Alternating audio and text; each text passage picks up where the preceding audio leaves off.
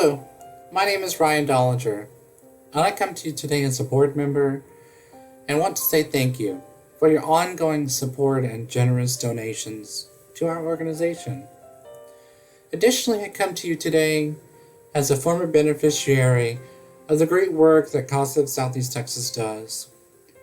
When I was in middle school, I was removed from my home in Jefferson County. I was then moved to a placement which I'd like to talk about today that highlights the important work that CASA of Southeast Texas does. You see, I was moved to a place in Austin, Texas, which was not quite a home at all. When I arrived, I found the shelter in which I'd be staying consisted of 4 cedar poles, a tin roof, and plywood floors. There were no walls. Our belongings were limited to that of what could fit into an ammo box. Our hot water system did not work. We heated hot water on fire, campfires. We washed our dishes in Rubbermaid totes,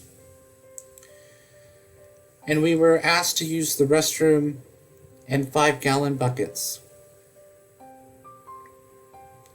The showers consisted of cinder blocks in which you could see one another.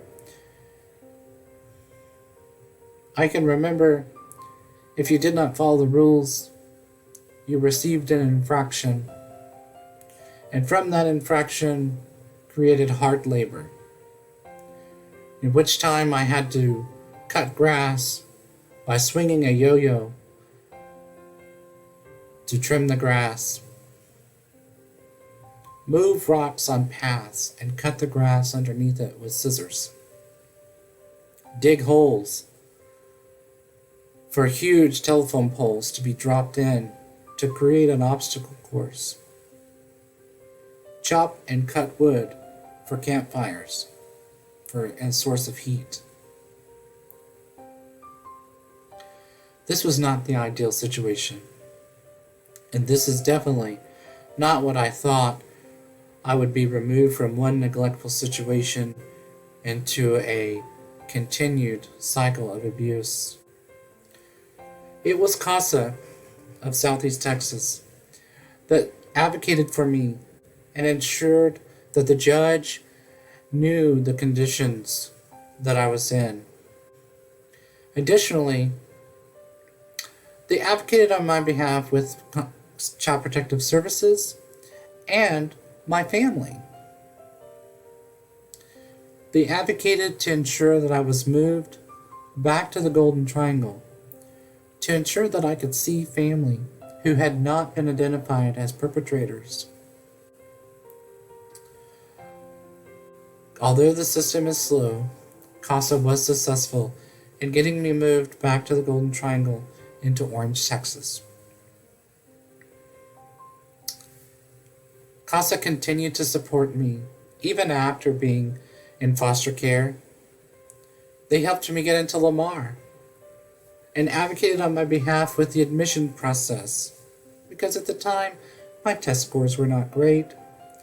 As you can imagine, being moved from place to place to place in each school, teaching in a different location in the curriculum, you didn't learn very much. So I struggled. But today I'm happy to report that I graduated college, a feat that only 3% of foster youth ever obtain.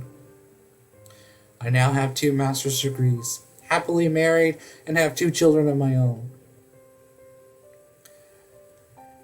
This success story would not be possible without the support of CASA. So I ask you today to consider your donations and to continue to donate to CASA of Southeast Texas. In the middle of a world health crisis, CASA of Southeast Texas is seeing an increased rate of removals and an increased rate of abuse and neglect. Now more than ever, they need your support. please consider supporting CASA of Southeast Texas. Thank you so much for your time.